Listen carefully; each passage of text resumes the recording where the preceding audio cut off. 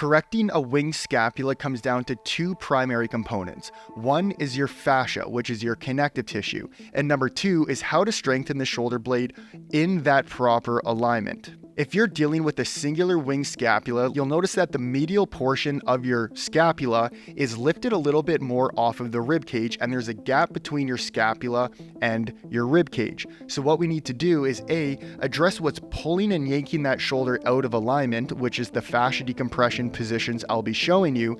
And then once we create that release, we want to start strengthening the shoulder blade in that proper alignment.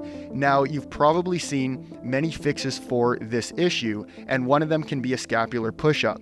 The only potential issue with this is that it's only working in a linear plane. We want to be able to strengthen the shoulder blade in many different ranges, such as overhead. If you're doing an overhead press or literally reaching for anything and certain muscles aren't firing up properly, we need to release and strengthen. So this is where we do need to absolutely address your serratus. Now, your serratus is responsible primarily for protracting your shoulder blades. That's meaning your shoulder blades are moving further away from the spine. And we want to strengthen that, but in different ranges. We don't want to just do it in a linear plane. So that's what we're going to be accomplishing today, how to decompress certain areas of our connective tissue, and in addition, strengthening the serratus and surrounding muscles so that your winged scapula can finally come back into that flush alignment. We don't want to have that gap between the rib cage and the shoulder blade. We want to be able to create that strength and align the shoulder blades properly. So let's start off with our first fascia decompression position. All you need is a rolled up towel. So grab it, it will look just like this, and nice and slow, let's position this on whichever side you're noticing is a little bit more winged than the other.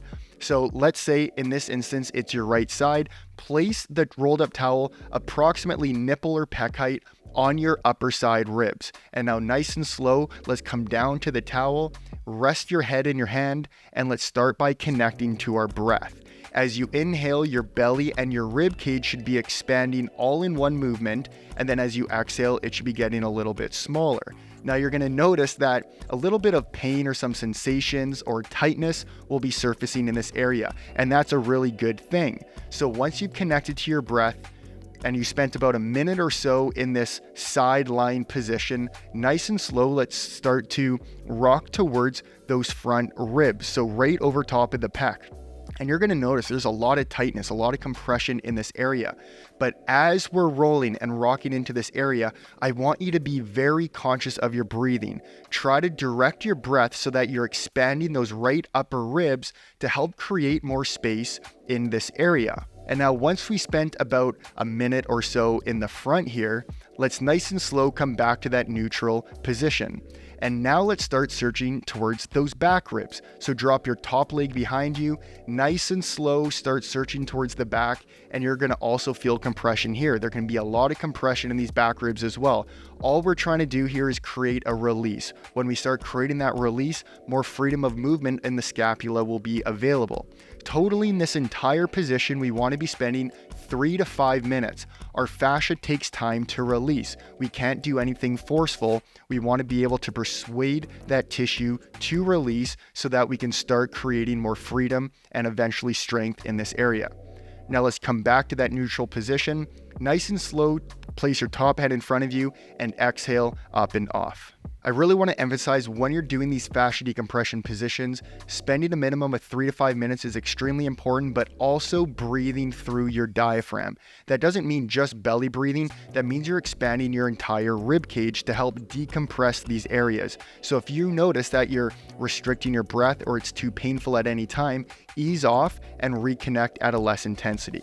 So now let's move on to a strengthening exercise. I love doing this. It is strengthening your serratus, but it's not a scapular push-up. Even though I love doing them, this one's gonna create a little bit more range of motion throughout the entire serratus. So what you're gonna need for this one is a foam roller and a wall. As simple as that. Now place the foam roller directly in front of you on the wall, and you're gonna position your forearms directly over top of the foam roller. Now, as your arms are parallel to each other and you've taken a step back or away from the wall, and nice and slow, you're going to be bringing your arms as you're rolling on the foam roller up nice and high.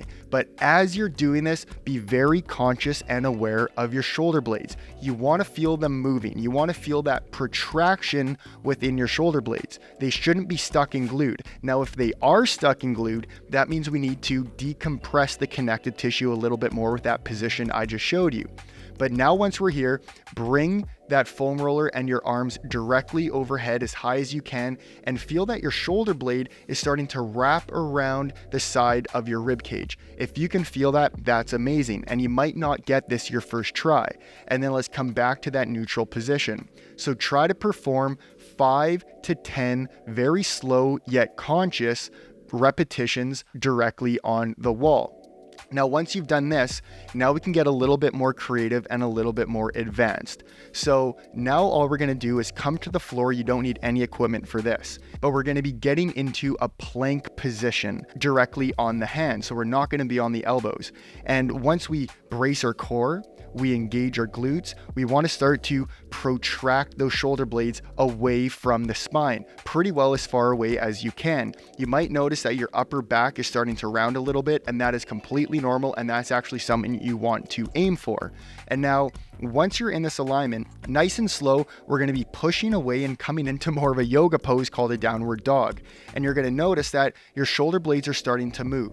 And this is your serratus under more load starting to work in more of a dynamic way. So as you push away into that downward dog, we're going to be coming back into that neutral position.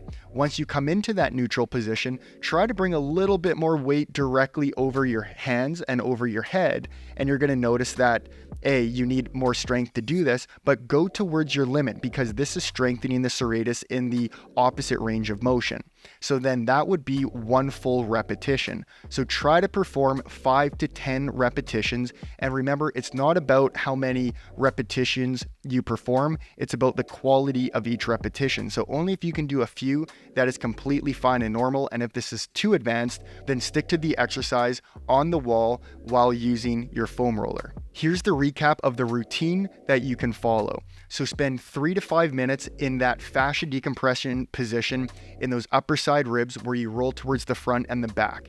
And remember that you want to be directing your breath to those upper ribs to create more of a release and an expansion in this area. Once you spend 3 to 5 minutes there, we're going to move to that serratus exercise against the wall with the foam roller. Now you're going to want to be performing 5 to 10 repetitions and try to do 2 to 3 sets with about 30 seconds to a minute rest.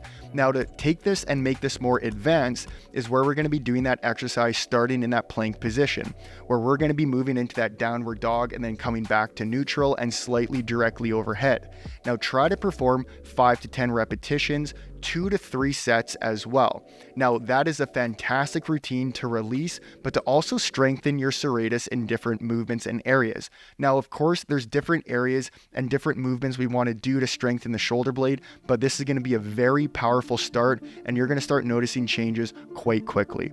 So if you liked and you enjoyed this video, please give it a thumbs up, comment on how this video has helped you, and if you have any suggestions for future videos so that I can help you all out. Anyways, we'll see you in the next video.